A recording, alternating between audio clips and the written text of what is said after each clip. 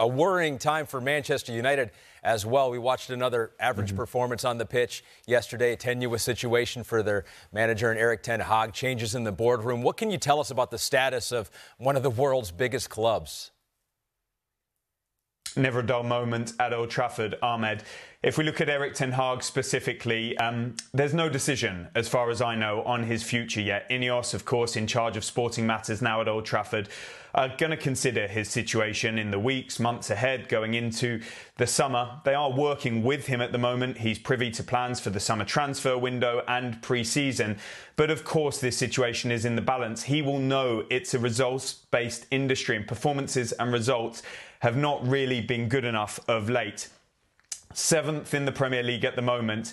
If they finish there, that would equal their worst ever finish in the Premier League. They're not far off 6th, but doesn't look like they're going to finish in 5th. And that would mean no Champions League football, which would have a severe impact on their finances. And they should be looking over their shoulder because Chelsea are not too far away. They've got an FA Cup semi-final next weekend, a bit of a reprieve there, and then some winnable fixtures in the Premier League. So in what's been a season of regression so far, Ahmed, there has come pressure on Erik ten Hag. He's under contract until the summer of 2026 with an option to extend by one more year. Sorry, 2025 with the option to extend by one more year.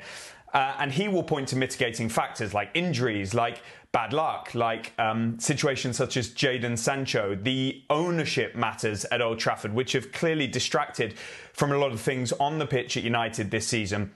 And that off-field structure is still changing. I revealed last week that John Murtagh has now left as football director. He's going to be replaced by Dan Ashworth, but Dan Ashworth is on gardening leave from Newcastle, and there's still no agreement on compensation, despite talks between Sir Jim Ratcliffe and Amanda Staveley. So that situation rumbles on.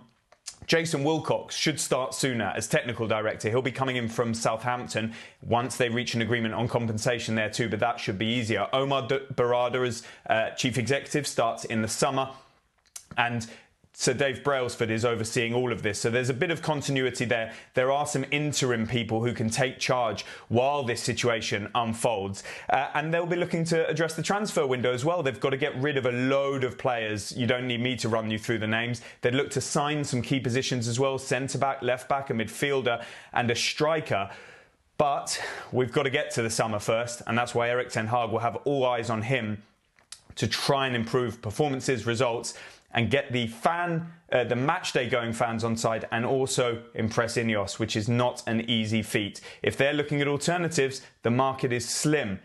That could help Erik ten Hag, and also they'd have to pay compensation to dismiss him. That's a consideration on PSR as well. So a lot still to be decided at Manchester United. Hi there, I'm Rebecca Lowe, studio host for NBC's coverage of the Premier League. Don't forget to hit subscribe to watch more videos all season long. And for even more Premier League content, from original series to live matches, head over to Peacock. And be sure to tune in for Premier League mornings every weekend on USA Network and on Peacock. We will see you there.